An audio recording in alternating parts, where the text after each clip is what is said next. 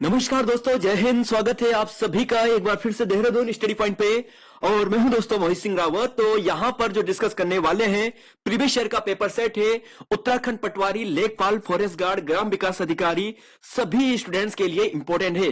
तो देखिए दोस्तों, प्रीवियस ईयर का क्वेश्चन नंबर यहां पर जो पेपर है वो 13वां है। 13वां पेपर डिस्कस कर रहे हैं और इससे पहले 12 पेपर डिटेल व्याख्या सहित आपको डिस्कस करवा चुके हैं।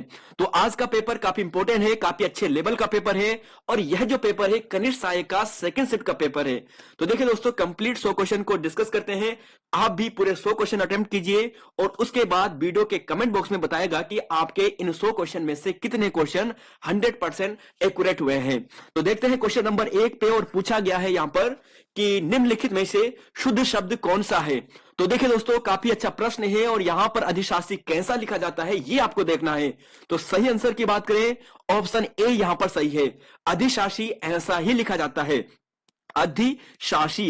तो अधिशासी दोस्तों काफी इंपॉर्टेंट प्रश्न है, अधिशासी। अगला क्वेश्चन है क्वेश्चन नंबर 2। समस्त कारणों के रहते हुए भी कार्य की उत्पत्ति ना हो वहां पर कौन सा अलंकार होगा। तो यहां पर क्या है, कार्य की उत्पत्ति ना हो जबकि कारण उपस्थित हो, तो वहां पर होता है, यानी विशेष कंडीशन में होता है, यह होता है विशेषोक्ति अलंकार। एग्जाम्पल देखे दोस्तों, पहले पढ़िए। कारण की उपस्थित होने पर भी कार्य ना होने की दशा विशेषोक्ति अलंकार माना जाता है। जैसे नीर भरे निष्दिन रहे तऊ न प्यास बुझे, ये है विशेषोक्ति अलंकार। और यहीं पर बात करें विभावना की, तो बिना कारण के, जहां कारण के यानी ना होने पर भी कार्य पाया जाता है, यानी कारण के ना होने पर भी कार्य हो जाए, वहां पर विभावना अलंकार। तो दोनों अपोजिट है एक दूसरे के, ध्यान रखिएगा। क्वेश्चन नंबर 3, विपात्र के लेखक कौन है। तो विपात्र के लेखक कौन है, आप सभी ऑप्शन देख रहे होंगे और राइट आंसर है option number D, Gajanan Madhav Muktibodh. अब यहां पर देखिए, देखिए दोस्तों, गजानन माधव मुक्तिबोध, सबसे इंपॉर्टेंट फैक्ट, यहां पर इन्होंने नए खून नामक पत्रिका का संपादन किया था। 3 महत्वपूर्ण कविता संग्रह हैं, चांद का मुंह टेढ़ा, भूरी भूरी खाक धूल और अंधेरे में। ये 3 महत्वपूर्ण कविता संग्रह। निबंध संग्रह की बात करें तो नई कविता का आत्मसंघर्ष और गजानन माधव मुक्तिबोध का एक और नया यहां पर जो निबंध संग्रह है, एक साहित्यिक की डायरी। तो ये इनके निबंध संग्रह है, नया खून पत्रिका का इन्होंने प्रकाशन किया था। और इसके अलावा कविता और कविता संग्रह जो है, चांद का मुंह टेढ़ा, भूरी भूरी खाक धूल और अंधेरे में इनकी रचना है। मार्क्सवादी कविता के विचारी और फैंटेसी कवि इन्हें कहा जाता है। क्वेश्चन यहां पर अगला देखेंगे, लेकिन शुद्ध शब्द है कुछ इंपॉर्टेंट देखिए। साम्यता नहीं, समता या साम्य कहे, सुंदरता ऐसा लिखा जाता है। देखिए दोस्तों, काफी इंपॉर्टेंट प्रश्न है। सांसारिक, सांसारिक होता है, सांसारिक। बहुत से स्टूडेंट यहां पर जो राजनैतिक है ये सही मान के चलते हैं। देखिए राजनीतिक होता है, राजनीतिक। माधुर्यता, एक चीज हमेशा ध्यान रखिएगा, या प्रत्यय के साथ कभी भी ता का प्रयोग नहीं होता है, रेयर कंडीशन में होता है। तो या और ता कभी भी एक साथ नहीं आते हैं, इसलिए या तो माधुर्य कहे सिंपल में, या फिर मधुरता कहे, ये शुद्ध होगा। पैतृक ऐसा लिखा जाता है, पौरुष प्रामाणिक नहीं, प्रामाणिक होता है। और पूजनीय, ये यूकेपीएससी का प्रश्न है, पूजनीय और या तो पूज्य कहें या फिर पूजनीय कहें, पूज्यनीय नहीं होता है। तो देखिए दोस्तों, काफी अच्छे प्रश्न है। अगले क्वेश्चन में चलते हैं। क्वेश्चन नंबर 4, 5, 6 पूछा गया है, सुरसरी का पर्यायवाची शब्द कौन सा है। सुरसरी का, तो सुरसरी का पर्यायवाची शब्द कौन सा है ये देखना है। तो 4 का सही आंसर की बात करें तो ये होगा ऑप्शन नंबर बी, यानी जानवी यहां पर बिल्कुल सही होगा। गंगा का पर्यायवाची शब्द है, निकेत घर को कहते हैं, ध्यान रखिएगा। क्वेश्चन नंबर 5, सन्मति का संधि विच्छेद क्या होगा। सन्मति का जो संधि विच्छेद है वो क्या होगा। शम धन मति, शन धन मति, सद धन मति और सत धन मति। तो क्वेश्चन नंबर 5 और सही आंसर क्या है ये देखना है। इसी से रिलेटेड एक प्रश्न बना था आपके जो पुलिस का एग्जाम हुआ था। और देखिए दोस्तों, इसका जो सही आंसर है वह मिलेगा ऑप्शन नंबर यहां पर डी, यानी सत धनमति। और क्वेश्चन नंबर 6 का आंसर की बात करें तो अवधेश। देखिए अवधेश का मतलब क्या हुआ, अवध। अवध यानी मूल शब्द है, मूल शब्द यानी जगह का नाम है और ईश से बना है। तो अवध का ईश यानी राम भगवान जी। तो यानी ये क्या होगा, यहां पर अवसर का प्रयोग नहीं हुआ है। अगले क्वेश्चन पे चलेंगे। क्वेश्चन नंबर यहां पर है 7, 8 और 9। देखिए पूछा गया है उत्पत्ति की दृष्टि से सौभाग्य शब्द है तत्सम, तद्भव, देशज और आगत। 7 का आंसर देखना है कि निम्न में से उत्पत्ति की दृष्टि से सौभाग्य शब्द है। तो सौभाग्य आपने देखा होगा, सौभाग्यवती संस्कृत में कई बार यूज होता है, सौभाग्यवती भव। तो सौभाग्य मतलब तत्सम होगा, जो डायरेक्ट क्या आ रखा है, संस्कृत भाषा से आ रखा है, इसका मतलब ऑप्शन ए सही होगा। क्वेश्चन नंबर 8 देखिए, निम्न में से पत्राचार के किस प्रारूप में संबोधन और स्वनिर्देश नहीं होता है। क्वेश्चन नंबर 8 और काफी अच्छा प्रश्न है, और इसका जो सही आंसर है वह है ऑप्शन नंबर यहां पर ए है, यानी ज्ञापन, इसका बिल्कुल सही है। क्वेश्चन नंबर 9 यहां पर पूछा है, गरम शब्द निम्न में से किस भाषा का है। देखिए दोस्तों, हमने आपको जो विदेशी भाषा के शब्द है वो ट्रिक के माध्यम से याद करवाए थे, आपने देखी होगी क्लास। और गरम शब्द जो है ये फारसी भाषा का है, ऑप्शन नंबर सी है। इसी का एक पार्ट यहां पर है जो थोड़ा सा आपको डिस्कस करा चुके हैं या करा रहे हैं दोबारा से। देखिए, गवाह, दरबार, आईना, खामोश, गरम, अंगूर, अंजीर, किशमिश, ये सभी क्या है, ये फारसी भाषा के हैं। और याद करने की ट्रिक आपको बताई थी कि फारस की सरकार कितनी लापरवाह है, या फारस की सरकार की बात करें, वो क्या करती है, जो अपने यहां पर दरबारी है उन्हें इतनी तनख्वाह दे रही है, लेकिन उनके जो यहां पर जो दरबारी है ना, वो निठल्ले हैं, आराम से आईना में बैठकर, खामोश बैठकर किशमिश, अंजीर, अंगूर, या कहें कि गवावा, अमरूद को गवावा कहते हैं ना, तो गवावा से गवाहा, इन सभी का मजा लेते हैं। तो देखिए दोस्तों, ये ट्रिक है, इसके माध्यम से आप इन सभी शब्दों को याद कर सकते हो।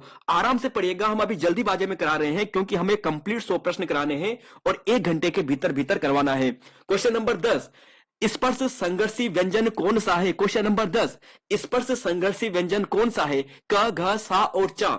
तो आंसर इसकी बात करें तो स्पर्श संघर्षी व्यंजन की बात करते हैं तो ये चा होता है। देखिए, स्पर्श व्यंजन की बात करें तो जो शुरुआत के 5 वर्ग आते हैं स्पर्श में आते हैं, और स्पर्श संघर्षी की बात करें तो चा, छ, ज, झ, ये 4 जो शब्द हैं ये स्पर्श संघर्षी व्यंजन के अंतर्गत आते हैं। क्वेश्चन नंबर 11, कोई शब्द में कौन सा सर्वनाम होगा।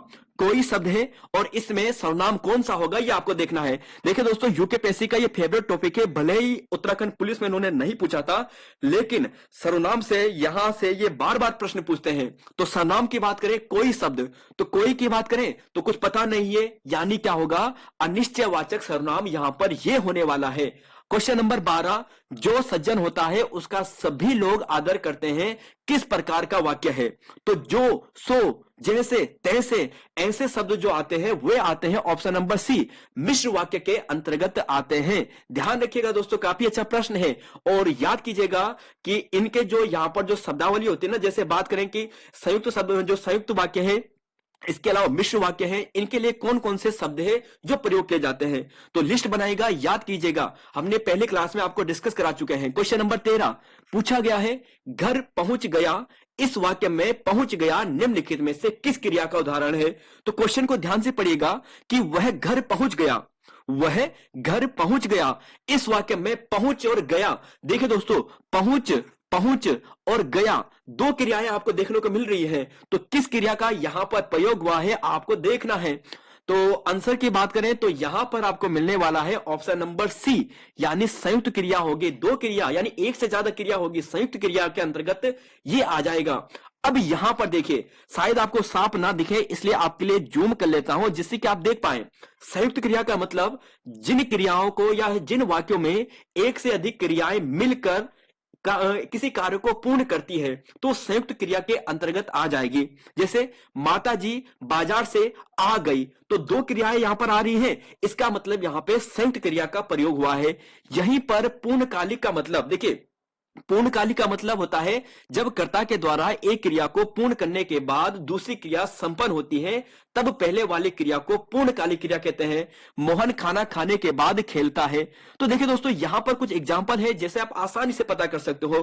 प्रेरणार्थक की बात करते हैं तो किसी को प्रेरणा देकर, और द्विकर्मक की बात करते हैं जहां पर आपको 2 कर्म दिखते हैं। शिक्षक ने विद्यार्थी को पुस्तक दी, तो 2 कर्म यहां पर दिख रहे हैं, इसलिए द्विकर्मक होगा। क्वेश्चन नंबर 14, पानी पीकर घर पूछना। पानी पीकर घर पूछना का अर्थ क्या होगा। तो पानी पीकर घर पूछना का अर्थ होगा ऑप्शन डी, यानी काम निकलने के बाद सोचना। क्वेश्चन नंबर 14 ये हो चुका है। और 15-16 आपको पूछा है कि निम्न के शब्दों में से पुल्लिंग शब्द कौन सा है। पुल्लिंग। तो देखिए दोस्तों, यहां पर पुल्लिंग शब्द का पता करना है ज्योत्सना, गुण दोष, मुदिता या संहिता। तो राइट आंसर आपको मिलने वाला है, तो जी हां दोस्तों, ऑप्शन बी होगा। जो गुण दोष होते हैं ये पुल्लिंग के अंतर्गत आते हैं। अच्छा बुरा, यानी अच्छा है वो बुरा है, तो ये पुल्लिंग के अंतर्गत आते हैं। तो गुण दोष हमेशा ध्यान रखिएगा पुल्लिंग के अंतर्गत आते हैं। क्वेश्चन नंबर 16 और पूछा गया है कि आचार्य हजारी प्रसाद द्विवेदी जी को साहित्य अकादमी पुरस्कार किस रचना के लिए दिया गया था। बेहद इंपॉर्टेंट प्रश्न है दोस्तों, और इसका सही आंसर आपको देखना है। कुछ स्टूडेंट पिछले एग्जाम में यहां पर अशोक के फूल में चले गए थे, जो कि गलत था। इसका सही आंसर है ऑप्शन नंबर डी, यानी आलोक पर्व। देखिए दोस्तों, यहां पर हमने आपको जो संपूर्ण साहित्यकार है आपको डिस्कस करवाए हैं, कंप्लीट करवाए हैं।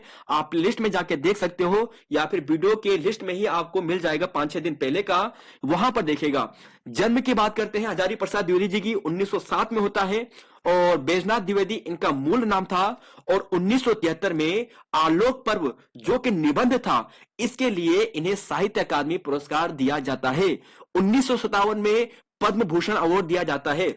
और हजारी प्रसाद द्विवेदी जी ने ही यहां पर जो कबीरदास जी को वाणी का डिटेक्टर कहा था। हिंदी साहित्य के प्रारंभिक काल को द्विवेदी जी ने आदिकाल नाम से भी संबोधित किया था। इस फैक्ट को भी ध्यान रखिएगा, और ये सभी रचनाएं हजारी प्रसाद द्विवेदी जी की ही हैं।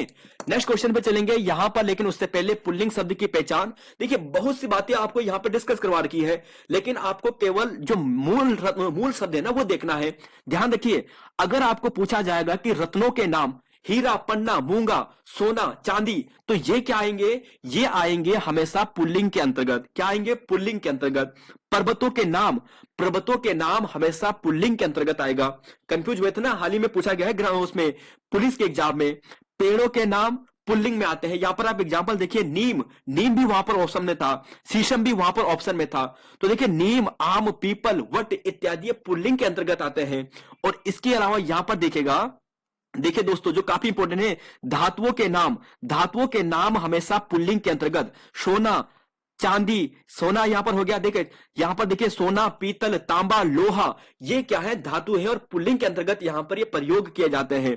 तो इन शब्दों को ध्यान रखिएगा। रत्नों के नाम, पर्वतों के नाम, पेड़ों के नाम, ये हमेशा किस में आते हैं? पुल्लिंग के अंतर्गत आते हैं।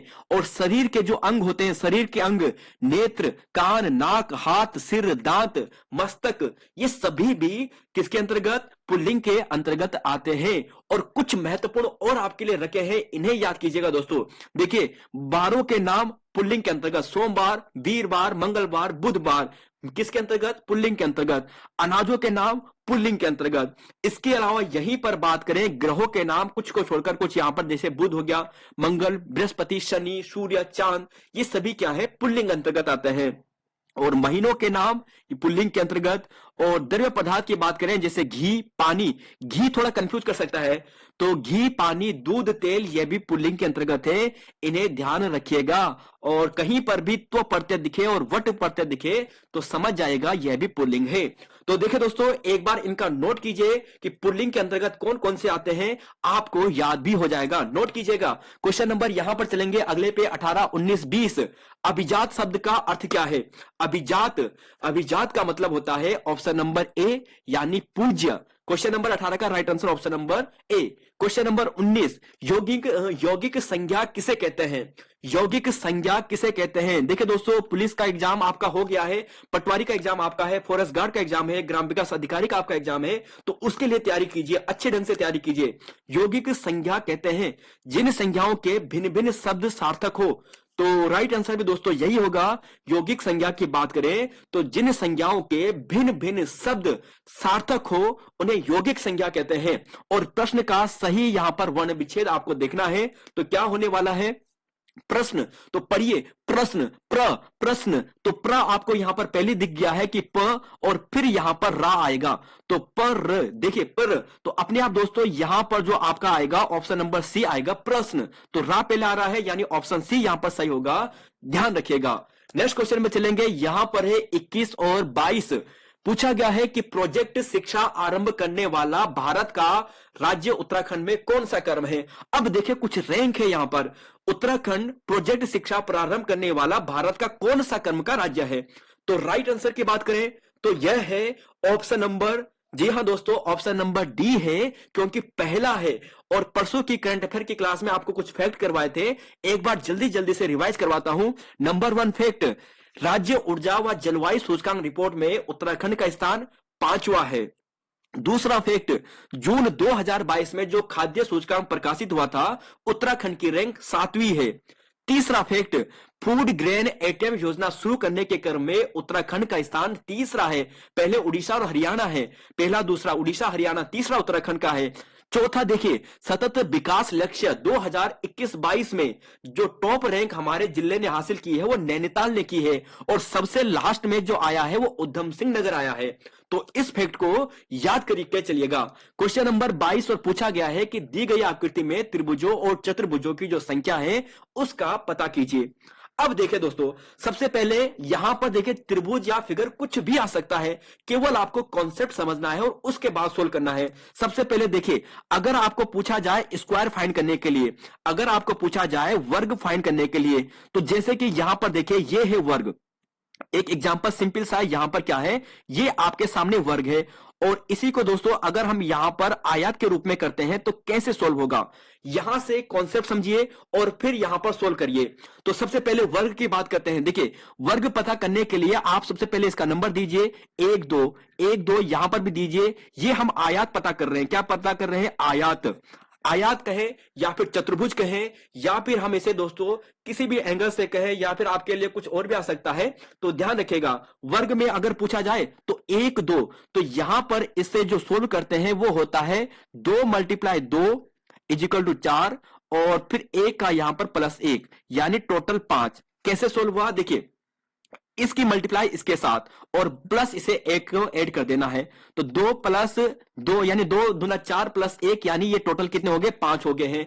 यहीं पर इसी में आपको पूछा जाए कि आयात कितने हैं, तो आयात निकालने का क्रम होता है दोस्तों, इन सभी को प्लस करना है। तो 2 + 1 3 इस साइड आ गया है, 2 + 1 3 इस साइड आ गया है, और इन तीनों को मल्टीप्लाई कर देना, यानी 2 यानी 3 × 3, यानी कितना हो गया है, 9 यहां पर हो गया है।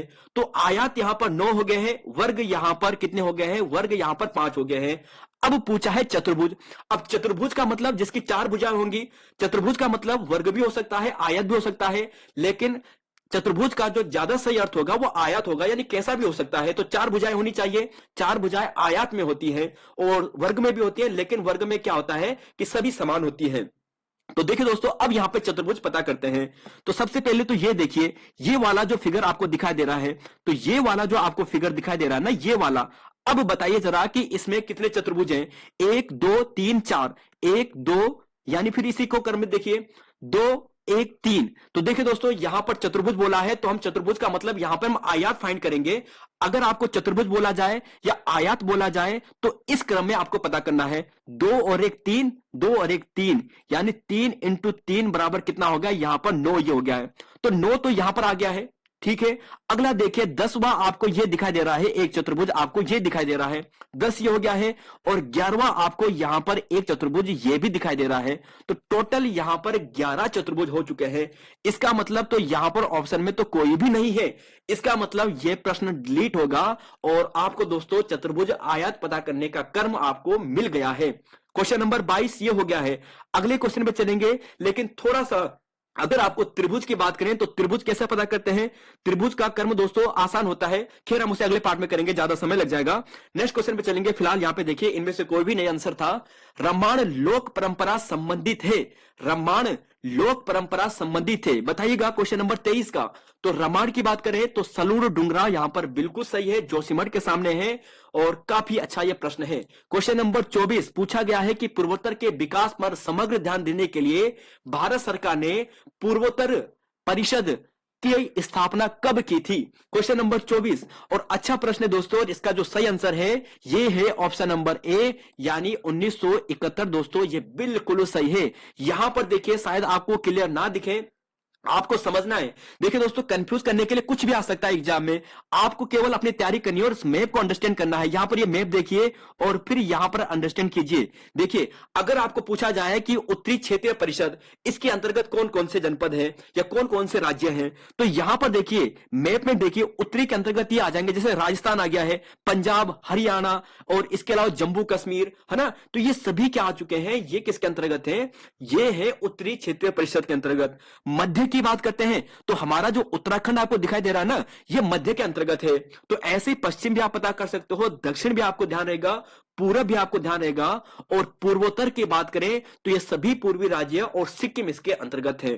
तो यह दोस्तों मैप के सामने, इसे अंडरस्टैंड कीजिएगा, काफी प्रश्न आपके क्लियर हो सकते हैं। और साथ में यह भी ध्यान रखिएगा, क्षेत्रीय परिषद की बात करते हैं तो ये वैधानिक परिषद है। देखिए, ये संवैधानिक निकाय नहीं है, ये वैधानिक है, इसे कानून के द्वारा बनाया गया था और 1956 के अधिनियम के तहत यहां पर जो 5 परिषदें थे वो बनाई गई थी। अध्यक्ष की बात करें तो केंद्रीय गृह मंत्री होता है, और उपाध्यक्ष की बात करें तो यहां पर जहां भी इसका समिट होगा वहां का जो यहां पर सीएम होगा या प्रमुख होगा, उसे इसका अध्यक्ष बनाया जाता है, उपाध्यक्ष बनाया जाता है। अध्यक्ष केंद्रीय गृह मंत्री या फिर राष्ट्रपति द्वारा कोई भी यहां पर बैठाया जाता है। तो क्वेश्चन नंबर 24 हो गया है। और 25 की बात करते हैं जरा, कि स्वतंत्रता के पश्चात किस वर्ष नैनीताल को उत्तर प्रदेश की ग्रीष्मकालीन राजधानी बनाया गया था। तो देखिए दोस्तों, इसका सही आंसर है ऑप्शन नंबर, जी हां, यहां पर डी होगा 1962। 1962 में नैनीताल को उत्तर प्रदेश की ग्रीष्मकालीन राजधानी बनाया गया था। नैनीताल से एक बार मेरे साथ जल्दी जल्दी रिवाइज कीजिए।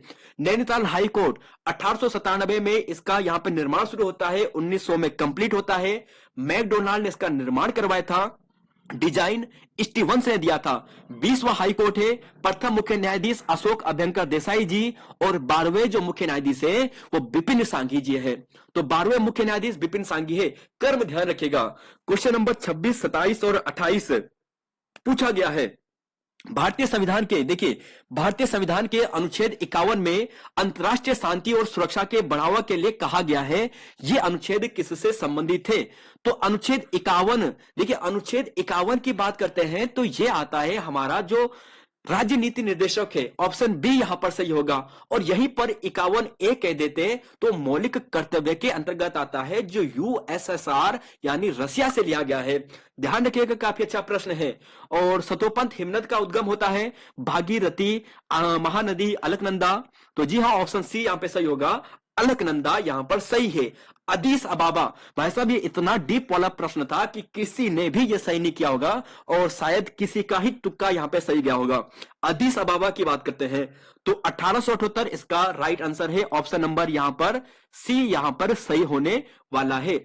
अब देखिए दोस्तों, नीति निर्देशक तत्व, एक प्रश्न यहां से बनने की संभावना अधिकतर रहती है, तो इसलिए जरा जरा आप मेरे साथ अगर जल्दी जल्दी रिवाइज करना चाहते हो तो ध्यान से सुनते जाइए। नीति निर्देशक जो तत्व है वो भाग 4 में है। कहां पर है, भाग 4 में। कहां से लिए गए हैं, आयरलैंड से लिए गए हैं। 36 से लेकर 51 तक के अनुच्छेद में है। अब देखिए जो कुछ इंपोर्टेंट अनुच्छेद है उसे देखेंगे। एक है 37वां अनुच्छेद, नीति निर्देशक तत्व के हनन होने पर न्यायालय की शरण संभव नहीं है, यह बताया गया है अनुच्छेद 37 में। 38 में क्या बताया गया है, लोक कल्याणकारी राज्य और उसकी नीतियों का वर्णन है। फिर देखिए दोस्तों, यहां पर कुछ है, जैसे अनुच्छेद 29 की बात करें, 29A 29B वगैरह। अनुच्छेद 40 देखिए, ग्राम पंचायतों से संबंधित है, यानी ग्राम पंचायतों की जो अवधारणा है यह अनुच्छेद 40 से ली गई है। बाकी देखिए कुछ इंपोर्टेंट यहां पर देखिए जो है, राज्य आर्थिक और शैक्षिक दृष्टि से पिछड़े वर्गों का विशेष ध्यान रखेगा, अनुच्छेद 41 में बताया गया है। और अनुच्छेद 42 की बात करें तो कार्य के न्यायोचित उचित दशाएं बनाएगी सरकार, महिलाओं को निःशुल्क प्रसूति सहायता भी उपलब्ध कराएगी सरकार, यह अनुच्छेद 42 में बताया गया है। बाकी जरा कुछ जल्दी जल्दी रिवाइज कीजिए कि 43 में मजदूरों और श्रमिकों के भाग का अधिकार देने से संदर्भ में है। 43 का ये सबसे इंपोर्टेंट प्रश्न में से है, वेरी वेरी इंपोर्टेंट। अनुच्छेद 43 का सहकारी समितियों की स्थापना की बात की गई है, जो 97वां संविधान संशोधन 2011 के तहत होता है। 97 संविधान संशोधन 2011। समान नागरिक संहिता ये है 44 में। और यहीं पर बात करें दोस्तों 45 की बात करें तो 6 से 14 वर्ष के बालकों के लिए निःशुल्क अनिवार्य शिक्षा 86वां संविधान संशोधन 2002 के तहत, यह भी काफी इंपोर्टेंट है।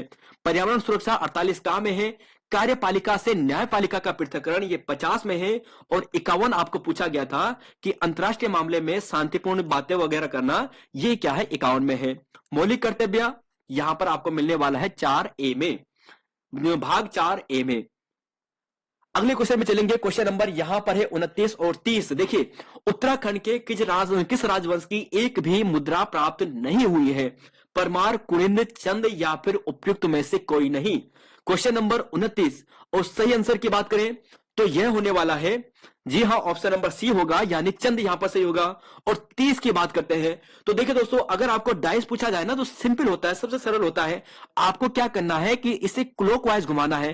क्या घुमाना है? क्लॉकवाइज घुमाना है। तो जैसे 5 6 3 है, और यहां पे सबसे पहले कॉमन फाइंड कीजिए, 3 6 5 5 1 4, तो यहां पर 5 कॉमन में है, तो 5 को पकड़िए और 5 के बाद यहां पर इसे ऐसे घुमाइए, 5 6 3 5 6 3, यहां पर हमने इसे घुमा दिया है।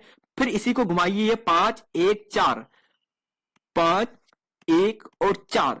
अब यहां पर देखिए, इसका मतलब यह हुआ कि यहां पर ये 6 और 6 का अपोजिट 1 है, 3 का अपोजिट 4 है, और 5 का अपोजिट क्या होगा ये आपको बताना है। अब देखिए बचा क्या है, 6 भी आ गया है, 3 भी आ गया है, 1 भी आ गया है, 4 भी आ गया है, तो बचा कौन सा है? बचा है दोस्तों, यहां पर आपको बताना है मात्र 2, और 2 ही इसका सही आंसर आने वाला है। मतलब क्या होगा, 2 किसके अपोजिट है? 5 के अपोजिट है, तो 2 अपोजिट होगा 5 का, यानी ऑप्शन डी यहां पर सही होगा।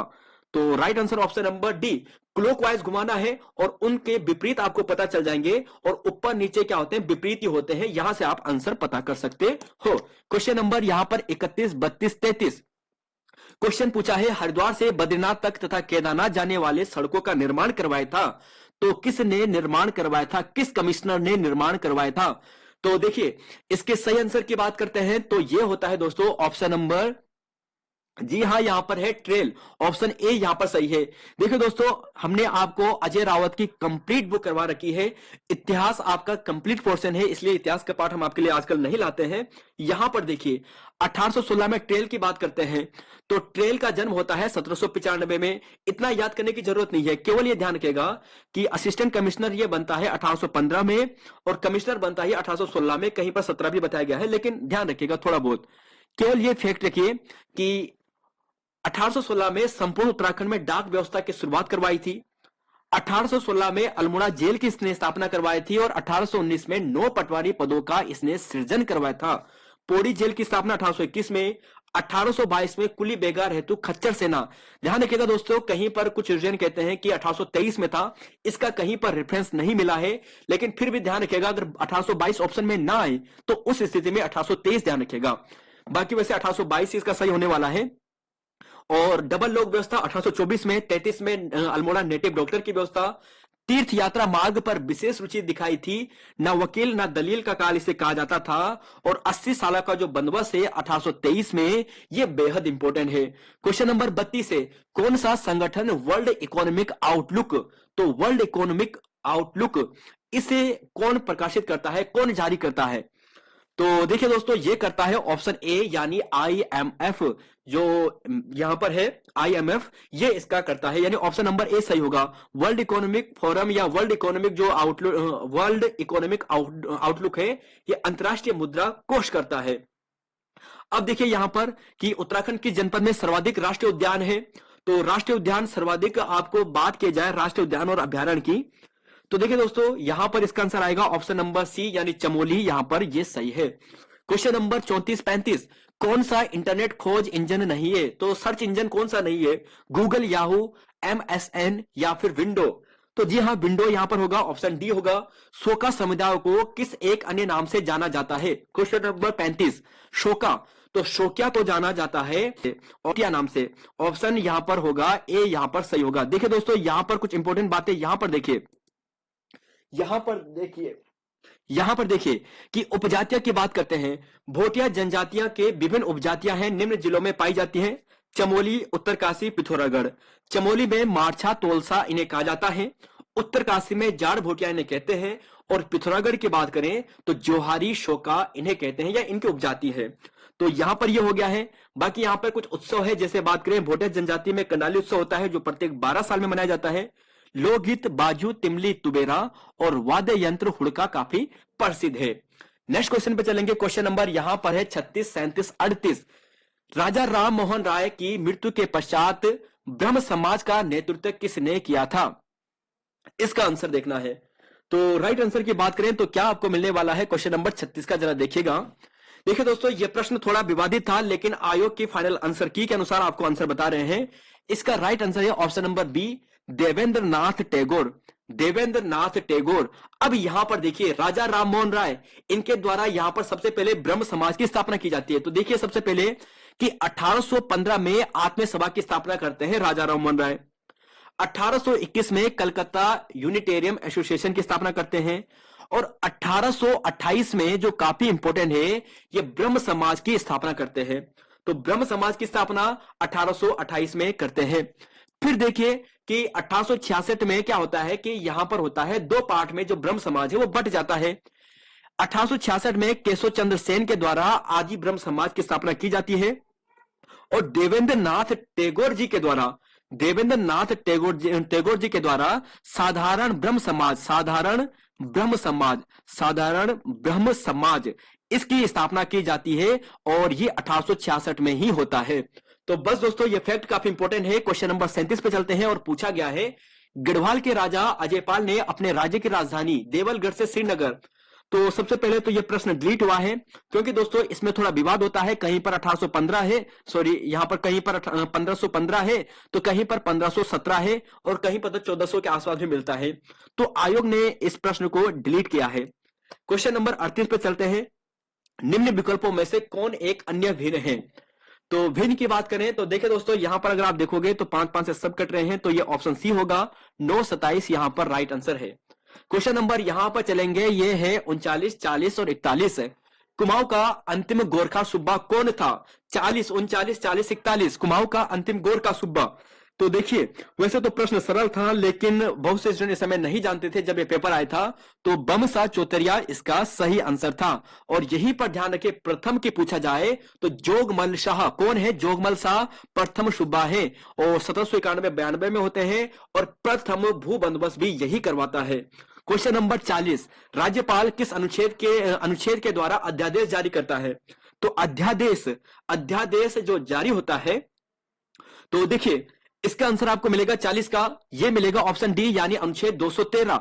छोलिया क्या है? तो छोलिया की बात करें दोस्तों तो ये एक वीर गाथा नृत्य है जो काफी इंपॉर्टेंट है। क्वेश्चन नंबर यहां पर चलेंगे 42, 43, 44। भारतीय रक्षा सेवा में सम्मिलित जो चिनूक है वो क्या है? चिनूक क्या है? चिनूक, जी हाँ, ये एक हेलीकॉप्टर है। ऑप्शन नंबर डी यहां पे सही होगा। परिणी की रचनाओं में कालकूट की पहचान किस स्थल पर की गई है? कालकूट। तो कालकूट की बात करें तो यहां पर है ऑप्शन नंबर, जी हाँ, ऑप्शन बी है, यानी कालसी यहां पर सही है।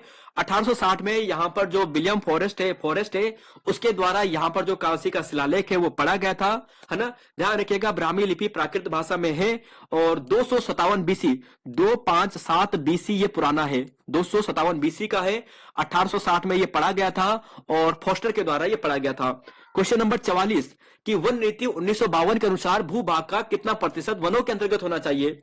तो वन नीति 1952 के अनुसार भूभाग की बात करते हैं तो 33%। ऑप्शन डी यहां पर सही होता है।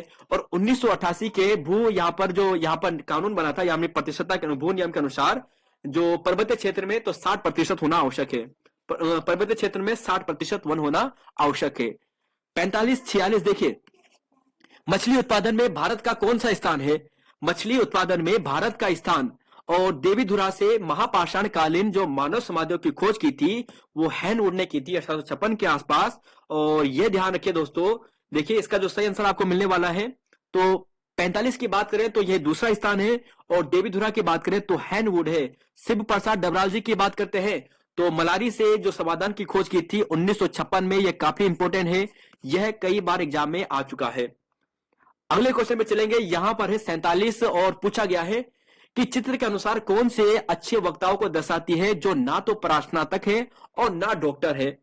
तो देखिए दोस्तों, ना तो ये पोस्ट ग्रेजुएट है, ना ये डॉक्टर है और ये अच्छे वक्ता है। तो प्रश्न है या तो ना तो परास्नातक है ना ही डॉक्टर है, तो कौन सा नहीं है? तो देखिए इतना सरल क्वेश्चन है ये वाला और इसका जो सही आंसर आपको मिलेगा ना तो डॉक्टर है, तो डॉक्टर यहां पे एन से डिनोट है, यानी ये सभी क्या है इस सर्किल के अंतर्गत जो होंगे वो डॉक्टर होंगे। और एम का मतलब है जो इस सर्किल के अंतर्गत होंगे वो परास्नातक होंगे। तो यहां पर ना तो डॉक्टर है ना परास्नातक है, तो इसके अंतर्गत तो ये आने से रहा, तो इसका मतलब जो बचा है वो है एक, ऑप्शन नंबर डी यहां पर सही है। क्वेश्चन नंबर यहां पर चलेंगे 48, और यहां पर देखिए तब तक लंपियाधुरा दर्रा जोड़ता है, भारतीय पुरातत्व का जनक किसे कहा जाता है, और कुमाऊं में कुली बेगार आंदोलन प्रारंभ हुआ था। 48, 49, 50 लंपियाधुरा जोड़ता है, तो लंपियाधुरा की बात करें तो ये है ऑप्शन यहां पर है ए, यानी पिथौरागढ़ और तिब्बत को जोड़ता है। भारतीय पुरातत्व का जनक, तो भारतीय पुरातत्व का जनक, तो जी हाँ ये है ऑप्शन यहां पर है अलेक्जेंडर कनिंघम। यहां पर देखिए भारतीय पुरातत्व सर्वेक्षण की बात करते हैं तो 1861 में अलेक्जेंडर कनिंघम ने ही इसकी स्थापना की थी। ध्यान रखिएगा भारतीय पुरातत्व सर्वेक्षण की स्थापना 1861 में होती है। और यहीं पर बात करें जॉन मार्शल की, तो जॉन मार्शल 1902 से लेकर 1928 तक क्या थे, जो पुरातत्व सर्वेक्षण थे, एसआई थे, जो एएसआई थे उसके महानिदेशक थे। इन्हीं के निर्देशन में हड़प्पा, मोहनजोदड़ो, सांची, सारनाथ, तक्षशिला वगैरह यहां पर खुदाई होती है। और 1922 की बात करें बनर्जी द्वारा, यानी आर डी बनर्जी के द्वारा यहां पर मोहनजोदड़ो की खोज होती है। और दयाराम साहनी की बात करें तो 1921 में हड़प्पा की खोज होती है। क्वेश्चन नंबर 50, कुमाऊं में कुली बेगार आंदोलन प्रारंभ हुआ था। तो देखिए दोस्तों ये प्रश्न की आंसर की बात करें तो ऑप्शन सी होगा 1921 यहां पर राइट आंसर होने वाला है। 14 जनवरी 1921 को बद्रीदत्त पांडे जी के नेतृत्व में कुली आंदोलन को यहां पर समाप्त किया जाता है, 1921 में शुरू होता है। और सरयू नदी में यहां पर जो रजिस्टर है वो गिरा दिए जाते हैं, फेंक दिए जाते हैं। और यहां पर जो गोली चलाने का आदेश यहां पर देने वाला था, जो डिप्टी कमिश्नर था वो डायबिल था। तो डिप्टी कमिश्नर कौन था उस समय, डायबिल था। तो ऐसे ध्यान रखना है। क्वेश्चन नंबर बढ़ेंगे, लेकिन यहां पर कुछ ये पिथौरागढ़ और उसके बीच में है, यहां पे तिब्बत के बीच में जो कुछ यहां पे दर्रे हैं, ऊटा जयंती, मानसा लंपिया, नवीधुरा, दारमा नवीधुरा, लिपुलेख गुंजी, ये सभी क्या है दर्रे हैं। बाकी दोस्तों यहां पर बात करें लास्पा की तो चंपावत के बीच में, पिथौरागढ़ के बीच में। ट्रेल पास की बात करें तो बागेश्वर और पिथौरागढ़ के बीच में।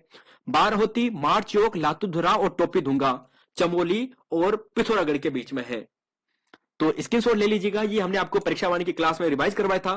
क्वेश्चन नंबर 51, 52 अर्थव्यवस्था के तृतीय क्षेत्र में अंतर्गत निम्नलिखित में से कौन सी सेवा सम्मिलित है तृतीय क्षेत्र के अंतर्गत। देखिए प्राथमिक क्षेत्र में तो ये आता है जैसे कृषि से संबंधित वगैरह, तो तृतीय क्षेत्र आपको पूछा है, तो तृतीय क्षेत्र की बात करें तो यहां पर जो होने वाला है ये संचार वगैरह होगा, सेवा से रिलेटेड यहां पे जो सर्विस वगैरह होती है, सेवा से हो गया, बैंकिंग हो गया है, तो ये तृतीय क्षेत्र के अंतर्गत आता है। वाल्टन की बात करते हैं, वाल्टन के द्वारा पुस्तक जो लिखी गई थी गजेटियर वगैरह, जो ब्रिटिश गढ़वाल थी, ये कब लिखी गई थी। तो देखिए दोस्तों जो पुरानी परीक्षा वाणी थी वहां पर इसका आंसर 1912 था, जो गलत हुआ था बहुत से स्टूडेंट का। इसका सही आंसर 1910 से।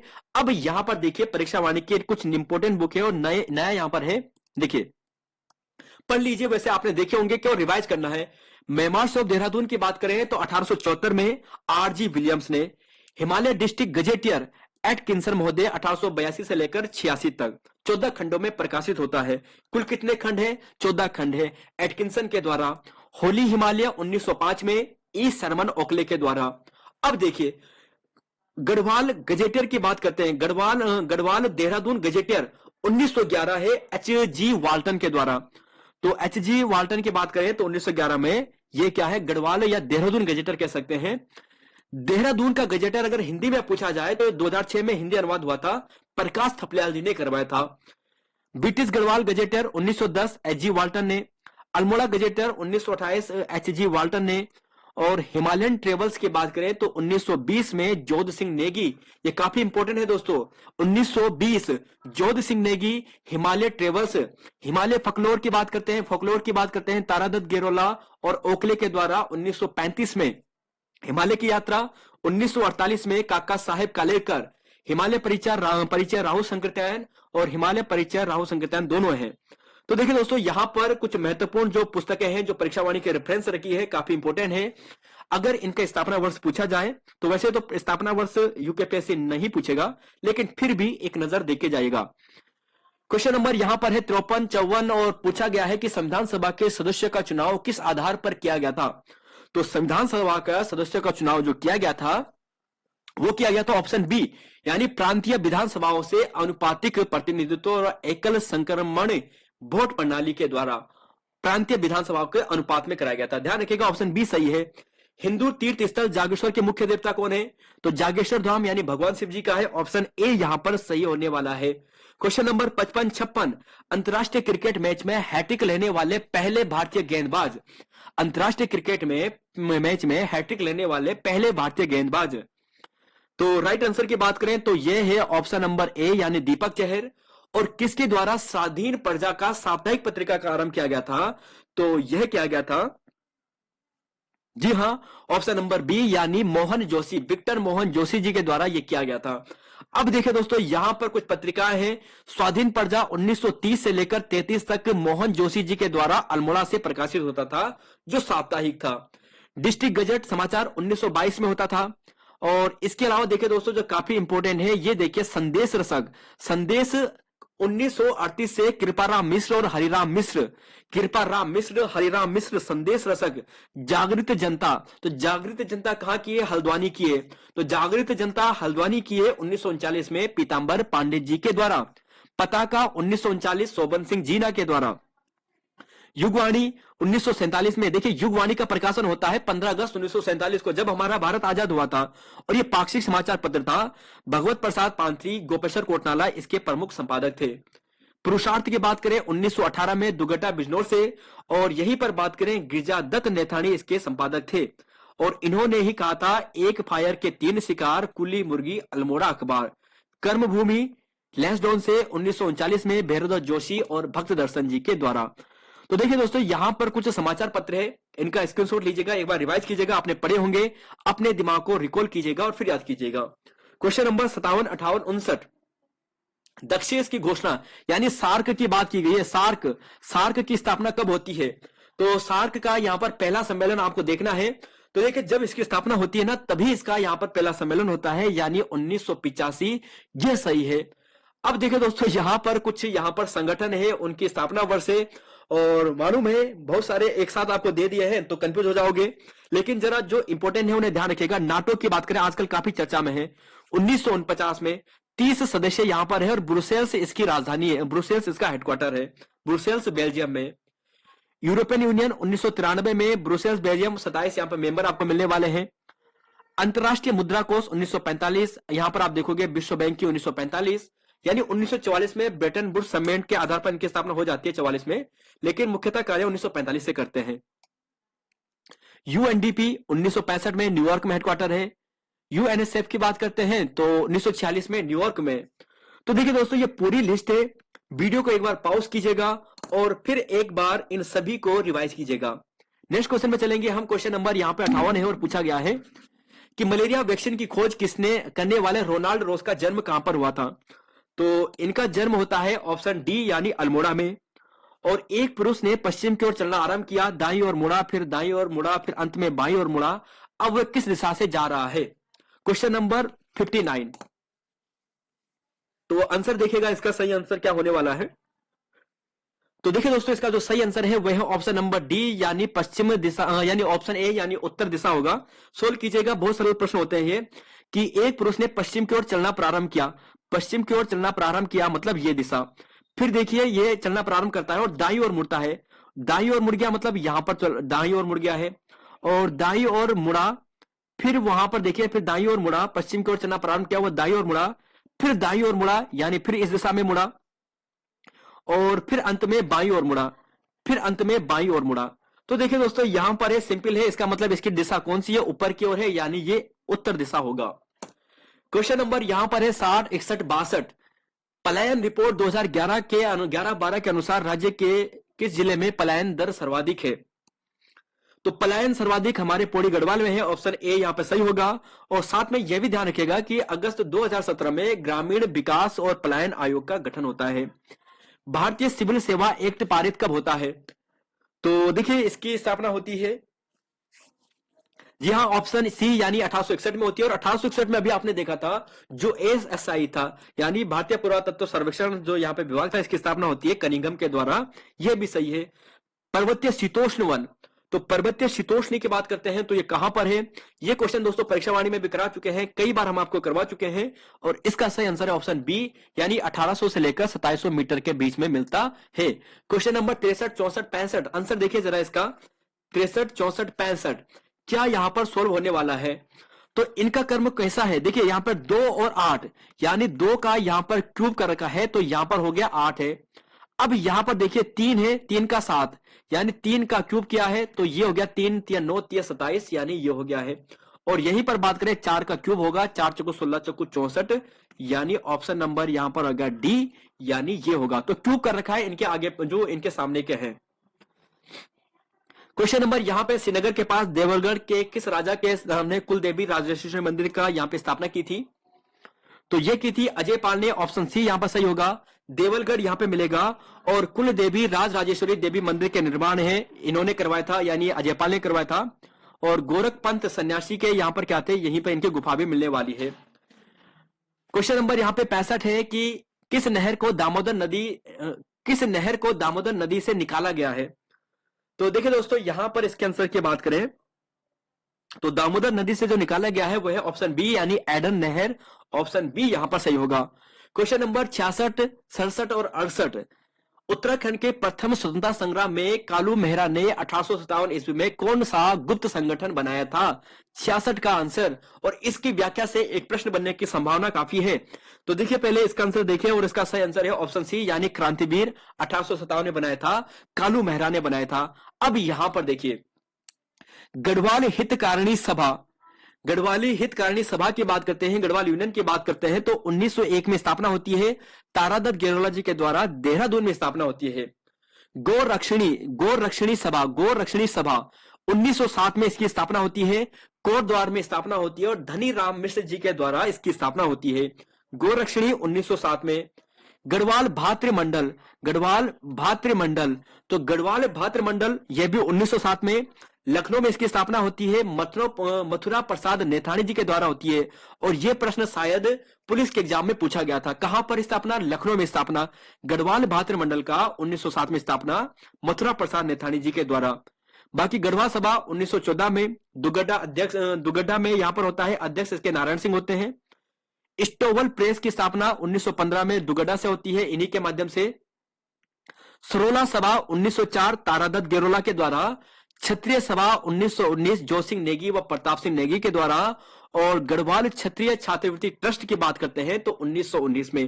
देखिए दोस्तों यहां पर मैंने एक साथ पढ़ लिए हैं, आप यहां पर धीरे धीरे और आराम से पढ़िए और फिर ध्यान से सुनिए। गढ़वाल हितकारिणी सभा 1901 में, गौ रक्षिणी सभा 1907 में धनी राम मिश्र के द्वारा। गढ़वाल भातृमंडल की बात करते हैं 1907 में, लखनऊ से मथुरा प्रसाद नेथानी जी की द्वारा। गढ़वाल सभा की बात करते हैं 1914 में, दुगड्डा से नारायण सिंह अध्यक्ष होते हैं, और इसी के माध्यम से अगले साल स्टोवल प्रेस की स्थापना की जाती है दुगड्डा में 1915 में। सरोला सभा 1904 तारादत्त गेरोला। क्षत्रिय सभा 1919 गढ़वाल क्षत्रिय छात्रवृत्ति ट्रस्ट, यह भी 1919। जोध सिंह नेगी महत्वपूर्ण है। और अगले क्वेश्चन में चलेंगे, क्वेश्चन नंबर 67, और पूछा गया है कि कौन सा विषय भारत के संविधान की 11वीं अनुसूची का भाग नहीं है? तो देखिए दोस्तों यहां पर जो 29 विषय दिए गए ना, वहां से एक प्रश्न था, और यहां पर सभी विषय देखने पड़ेंगे, फिर तो इतना डीप लेवल का प्रश्न था। तो वैसे आसानी से इसे कर सकते थे, क्योंकि जैव सांख्यिकी से हमारा यहां पर कोई मतलब नहीं होगा, ग्राम उससे। तो ऑप्शन सी यहां पर सही था, जैव सांख्यिकी जिसके अंतर्गत जन्म और मृत्यु का पंजीकरण भी हो। कालसी के समीप सील वर्मन, तो सील वर्मन की बात करें तो जगत ग्राम से मिला है, और यज्ञ वेदिका यहां पर मिली है। ऑप्शन बी यहां पर सही है। क्वेश्चन नंबर 69, 70, 71, अमेरिका कंपनी को बिग ब्लू के नाम से जाना जाता है। यह प्रश्न भी दोस्तों हम आपको डिस्कस करा चुके हैं पहले एग्जाम में, और बिग ब्लू कहते हैं ऑप्शन सी, यानी जो IBM है, IBM इसे कहते हैं बिग ब्लू। क्वेश्चन नंबर 70, 1850 में ईस्ट इंडिया के आमंत्रण पर चीनी विशेषज्ञ कौन आया था? तो 1850 में कौन आया था? तो जी हां, ये आया था ऑप्शन बी, यानी असाई वेंग आया था, ऑप्शन बी यहां पर होगा। 71 है, और पूछा गया है कि अंडमान निकोबार एवं लक्षद्वीप द्वीप समूह सहित संपूर्ण तट रेखा की लंबाई कितनी है? तो देखिए दोस्तों यहां पर इसका जो सही आंसर है, आयोग ने इसे ऑप्शन डी माना है, वैसे 7,516 यहाँ पर 16 दशमलव कुछ होना चाहिए था, लेकिन आयोग ने नहीं माना है। तो आप ध्यान रखिएगा 7,516.6 किलोमीटर एग्जैक्ट है, यह आपको ध्यान रखनी है। तो आयोग ने इसका आंसर ऑप्शन डी मान लिया है, ध्यान रखिएगा। वैसे औसतन यहां पर यही होता है 7,517 के आसपास। और कुल लंबाई की बात करें तो 15,200 किलोमीटर यहां पे पूरे भारत की लंबाई है, थल सीमा की लंबाई है। नेक्स्ट क्वेश्चन पे चलेंगे। क्वेश्चन नंबर यहां पर देखिए, लेकिन उससे पहले यहां पर चाय की खेती से संबंधित कुछ महत्वपूर्ण बातें हैं, इन सभी को हमने आपको पहले करवाया है, इसे एक बार रिवाइज करवा रहे हैं। 1843 में यहां पर देखिए कैप्टन हडसन के द्वारा पौड़ी के गडोलिया में चाय बागान की स्थापना। 1838 में जो फॉर्चून नामक अंग्रेजी यहां पर जो अधिकारी है, इसे चाय की खेती के लिए चीन भेजा जाता है। 1850 में एसआई वेंग यहां पर आया था। और बाकी दोस्तों यहां पर देखोगे लक्षेश्वर भीमताल में पहले यहां पर चाय की खेप लगाई जाती है, फाल्कनर विलिंगवर्थ के द्वारा यहां पर लगाया जाता है। और कुछ यहां पर इंपॉर्टेंट और भी बातें हैं, जैसे कुछ यहां पर बागान है। भवाली न्यूटन, तो देखिए भूलता है, न्यूटन की बात करें, न्यूटन क्या आता है, बहुत क्या है भुलक्कड़ था। न्यूटन भवाली में है, भवाली में मूल्यन भी है। भीम की बात करें, भीम को जोश आया है तो जोन्स में आ गया है। रामगढ़, राम जी ने डेरा डाला था तो डेरियाज बागान। और घोड़ा खाल की बात करें तो घोड़ा में व्हील होते हैं तो व्हीलर, तो ये बागान है। और यहां पर दोस्तों इन्हें ध्यान रखेगा, इसका हमने ईयर नहीं रखा है, थोड़ा विवाद लगा था, 1928 वहां पे लिखा था, इसलिए हमने यहां पे नहीं रखा है। बाकी लक्षेश्वर में डॉक्टर फाल्कनर ने, और हवालबाग की बात करें तो कार्बेट ने, मेजर कार्बेट ने 1841 में। कोलगिर की बात करते हैं तो 1844 देहरादून में जैमिशन के निर्देशन में। तो कुछ बागान है चाय से संबंधित यहां पर। अगले पार्ट पे चलेंगे। क्वेश्चन नंबर यहां पर है 72, 73, 74। शायद आपको साफ ना दिख रहा होगा, लेकिन इसके लिए फिर भी आपको जूम कर देते हैं। एचएनबी गढ़वाल विश्वविद्यालय कब केंद्रीय विश्वविद्यालय बनता है? तो यह बनता है 15 जनवरी 2009 को बनता है। ऑप्शन ए सही होगा। रोशन रीता से लंबा है, उज्जवल रवि से लंबा है, लेकिन उतना लंबा नहीं है जितना कि रीता है। इसमें सबसे छोटा कौन सा होगा? तो देखिए दोस्तों, इन प्रश्नों को आसानी से थोड़ा सा समय लेकर आप कर सकते हो। क्वेश्चन 72 का राइट आंसर ऑप्शन ए है, और क्वेश्चन 73 का आंसर ऑप्शन डी है। और यहीं पर बात करें ऑप्शन 74 के आंसर की, कि जो यहां पर ये है, यानी संयुक्त राष्ट्र के द्वारा जो कुंभ मेला है इसे विश्व धरोहर शामिल किया गया था, तो 7 दिसंबर को किया गया था 2017 में। क्वेश्चन नंबर यहां पे 75, 76 का आंसर आपको पहले मिल गया है। और ध्यान रखिएगा, तारांकित प्रश्न जब आपको पूछा जाए तो इसका मतलब होता है मौखिक उत्तर। और यहीं पर आपको पूछा जाए उत्यासू डैम अलकनंदा में मिलेगा।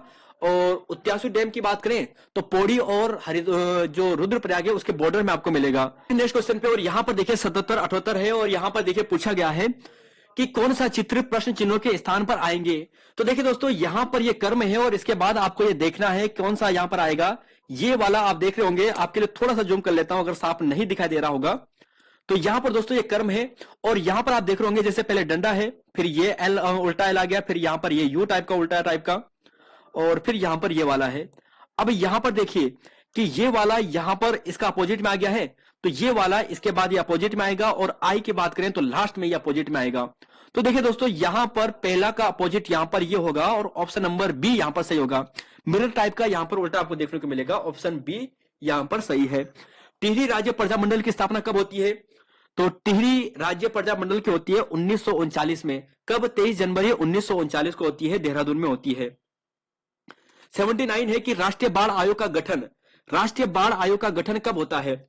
तो देखिए राष्ट्रीय बाढ़ आयोग का जो गठन होता है ये होता है 1976 में। ऑप्शन ए यहां पर सही है। अगर आपको राष्ट्रीय किसान आयोग की बात करें तो नवंबर 2004 में एम एस स्वामीनाथन की अध्यक्षता में। राष्ट्रीय महिला आयोग की बात करते हैं तो जनवरी 1992 में जयंती पटनायक इसकी प्रथम अध्यक्ष होती है, उनके अध्यक्षता में बनता है। और राष्ट्रीय मानवाधिकार की बात करते हैं तो 12 अक्टूबर 1993 में रंगनाथ राव मिश्र की अध्यक्षता में। क्वेश्चन नंबर 80, 81, 82 लोक संस्कृति संग्रहालय स्थित है, और इसका आंसर देखना है क्वेश्चन नंबर 80 का। तो लोक संस्कृति संग्रहालय जो स्थित है ये है खुटानी में, ऑप्शन बी। अब यहां पर देखिए दोस्तों, कुछ यहां पर है आपके लिए केंद्रीय संगठन, और ये हमारे राज्य के प्रमुख संगठन है, केंद्रीय संगठन है। परीक्षा वाणी का ये पेज है, देखिए। जीबी पंत की बात करते हैं, कटारमल में है। सेंट्रल हिमालय एनवायरमेंट एसोसिएशन मुख्यालय नैनीताल में है। Indira Gandhi interpretation centre, Indira Gandhi interpretation centre Ramnagar में है। और राष्ट्रीय पादप जैविकी अनुसंधान निगलाट में, राष्ट्रीय शीत मत्स्य अनुसंधान केंद्र भीमताल में है, और यहीं पर बात करें उच्च स्तरीय पौध शोध संस्थान 1977 श्रीनगर में। सीमैप की बात करें केंद्रीय औषधि सुगंधित पौध संस्थान पंतनगर में है। केंद्रीय औषधि सुगंधित पौध संस्थान सीमैप दूसरा है यहां पर बैजनाथ बागेश्वर में। और यहीं पर बात करें पशु चिकित्सा संस्थान की 1893 में स्थापना होती है मुक्तेश्वर। और वैक्सीन रिसर्च की बात करें तो पटवा डांगर में। तो देखिए दोस्तों यहां पर कुछ संस्थान है आपको पहले भी आते हैं, इसलिए ज्यादा डिस्कस नहीं कर रहे हैं, केवल आपको रिकॉल करा रहे हैं कि आपने ये पढ़ा है और आपके दिमाग में दोबारा से ये जो पिक्चर है क्लिक कर रही होगी। क्वेश्चन नंबर 81 देखिए, पंचायती राज के संबंध में जो बलवंत राय मेहता समिति इसने रिपोर्ट कब प्रस्तुत करती है? तो रिपोर्ट प्रस्तुत करती है 1957 में। ऑप्शन ए यहां पर सही है। और कौन सा जनपद सबसे बाद में बनता है? तो यह जो जनपद है वह है ऑप्शन नंबर, जी हाँ दोस्तों, चमोली, उत्तरकाशी और पिथौरागढ़ आप सभी जानते हैं 1960 में होता है। चंपावत सबसे लास्ट में होता है और ये 1997 में है।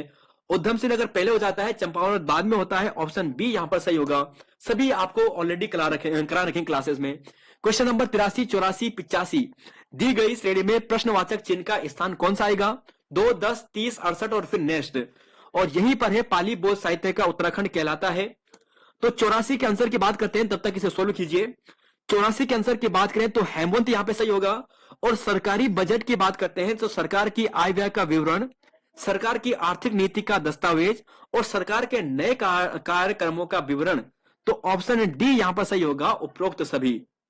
अब यहां पर आंसर देखिए, तो 83 के आंसर की बात करें तो 120 है और यहां पर ये है। देखिए दोस्तों ये कैसे सोल्व हुआ है अगर आप देखना चाहते हो तो यहां पर इन्होंने कुछ नहीं किया है, केवल क्यूब किया है। यानी क्या किया है? क्यूब किया है।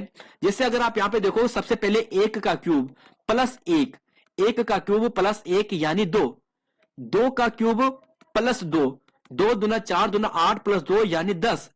फिर 3 का क्यूब प्लस 3, 3 तिया 9 तिया 27, 27 प्लस 3 यानी 30। फिर 4 का क्यूब प्लस 4, 4 चौको 16 चौको 64 और 64 4 यानी 68। और यहीं पर फिर जो आया है नेक्स्ट आया है वो आ रखा है 5 का, 25 पंजे 125 यानी 5 पंजे 25 पंजे 125 और 125 प्लस 5 यानी कितना आएगा? 130। ऑप्शन नंबर बी यहां पर सही है। नेक्स्ट क्वेश्चन है रवाई आंदोलन कब होता है? तो रवाई आंदोलन की बात करते हैं तो ये होता है ऑप्शन यहां पर ए 1930 में। थारू जनजाति के लोग स्वयं को किसका वंशज मानते हैं? थारू। तो देखिए थारू की बात करते हैं तो थार राजस्थान में चले जाइए और राजस्थान का मतलब हो गया है ऑप्शन नंबर डी यानी महाराणा प्रताप। तो देखिए थारू जनजाति यानी राणा प्रताप जी के ये वंशज माने जाते हैं। अगले क्वेश्चन पे देखेंगे, लेकिन यहां पर थारू जनजाति के बारे में थोड़ा सा इंपोर्टेंट फैक्ट देखिए। थारू जनजाति उत्तराखंड व कुमाऊं की सबसे बड़ी जनजाति समूह है। उधम सिंह नगर की खटीमा, नानक मत्ता, सितारगंज, किच्छा आदि क्षेत्रों में निवास करती है। सबसे ज्यादा उधम सिंह नगर में ही निवास करती है। और इनकी बात करें तो इनके कुछ त्योहार हैं, होली, दशहरा, माघ, खिचड़ी, बजहर, ये इनके प्रमुख त्योहार हैं। दीपावली को शोक के पर्व के रूप में मनाते हैं और खिचड़ी नृत्य इनमें से काफी प्रसिद्ध है। तो देखिए दोस्तों ये है थारू जनजाति से संबंधित कुछ प्रश्न। सर्दियों में तमिलनाडु के तटीय प्रदेशों में जो वर्षा होती है कैसे होती है, किस कारण होती है? तो आंसर की बात करें क्वेश्चन नंबर 88 का तो यह है ऑप्शन बी यानी उत्तर पूर्वी मानसून के कारण। इस प्रश्न को इंपोर्टेंट कीजिए, यह काफी इंपोर्टेंट प्रश्न है। उत्तर पूर्वी मानसून के कारण। क्वेश्चन नंबर यहां पर है 59 और पूछा गया है 89 और पूछा गया है कि 80 साल बंदोबस्त। तो देखिए दोस्तों जब ट्रेल के बारे में थोड़ी देर पहले डिस्कस किया था वहीं पर देख लिया था कि 1823 में 80 सालों का बंदोबस्त होता है और ट्रेल के माध्यम से कराया जाता है। सल्तनत काल में बाजार नियंत्रण प्रणाली। तो देखिए इसका आंसर ऑप्शन नंबर जी हाँ सी है यानी अलाउद्दीन खिलजी यहां पर सही आंसर है। क्वेश्चन नंबर यहां पे 91, 92 और 93। गढ़वाल राइफल का गठन।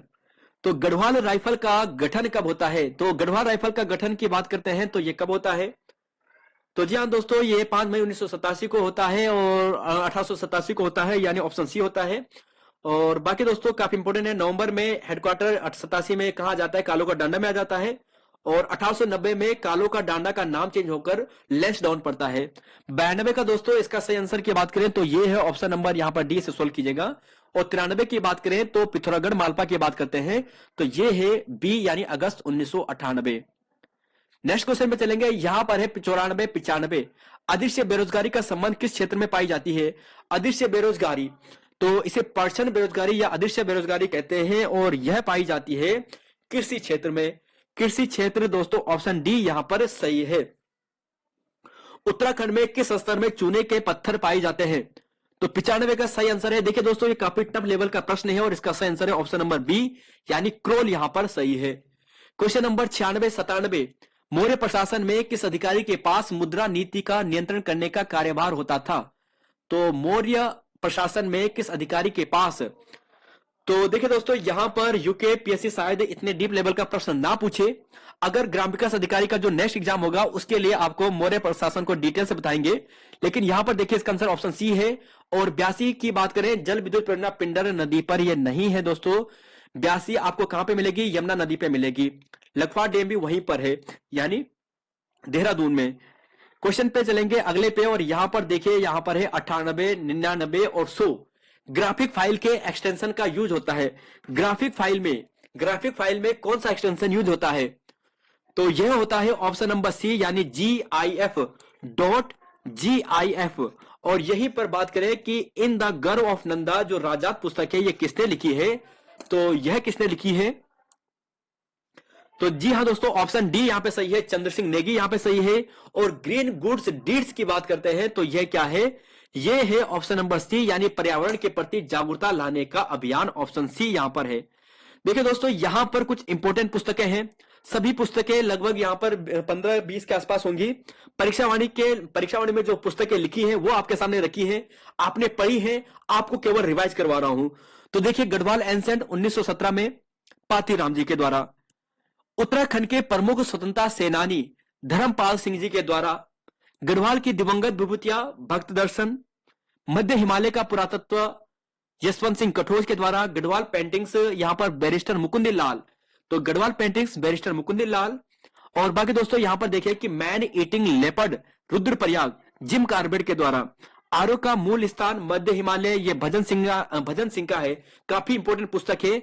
आरो का मूल स्थान मध्य हिमालय, भजन सिंह। उत्तराखंड में कुली बेगार प्रथा, शेखर पाठक। ब्रिटिश कुमाऊं गढ़वाल, RS टोलिया। ब्रिटिश कुमाऊं गढ़वाल ये भी RS टोलिया जी की है।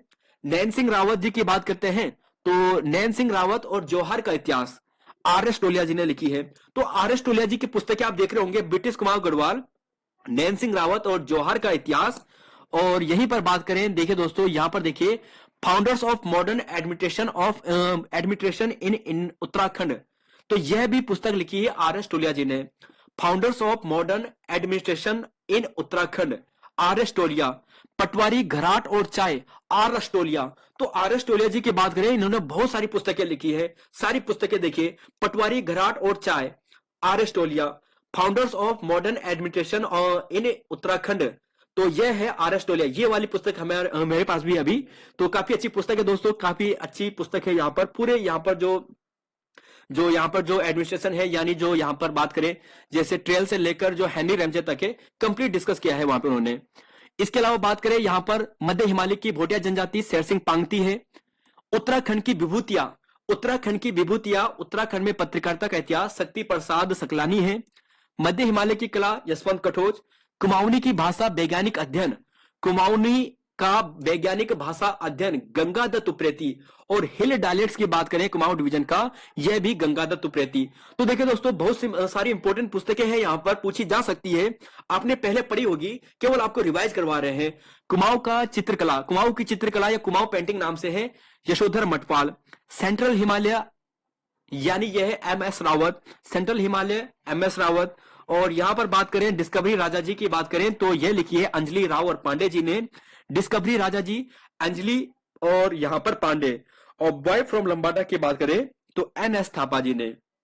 तो देखिए दोस्तों, यहां पर 100 क्वेश्चन कंप्लीट हो चुके हैं। और कुछ महत्वपूर्ण प्रश्न दो यहां पर आपके लिए है। जोत नेगी यहां पे ऑप्शन में आया था, तो जोत नेगी से संबंधित कुछ प्रश्न है। जैसे यहां पर आया था जोत नेगी, तो जोत नेगी से पहले भी हमने डिस्कस किया था। कुली एजेंसी की बात करें 1908 में जोत नेगी। और व्यक्तिगत सत्याग्रही की पहली बैठक 1940 में डाडा मंडी में होती है। तो प्रथम सत्याग्रही की बात करें तो जोध सिंह नेगी ही होते हैं। बाकी गुजरू आंदोलन, कुमाऊं गढ़वाल का बारदोली, रामप्रसाद नोटियाल 1942 के आसपास। तो देखिए दोस्तों, यहाँ पर ये वाला पेपर सेट भी कंप्लीट हो चुका है और उत्तराखंड पुलिस के स्टूडेंट्स आप सभी ने देख भी लिया होगा। और बाकी दोस्तों, अब जो एग्जाम है आने वाले, जैसे पटवारी लेखपाल का है, फॉरेस्ट गार्ड का भी है, और इसके अलावा बात करें तो ग्राम विकास अधिकारी का भी बहुत महत्वपूर्ण एग्जाम होने वाला है। तो सभी के लिए दोस्तों ये क्लास काफी इंपोर्टेंट होने वाली है, काफी प्रश्न देखने को मिल भी सकते हैं आने वाले एग्जाम में। तो फिलहाल यहाँ पे इतना ही है, मिलेंगे आपको नई वीडियो में।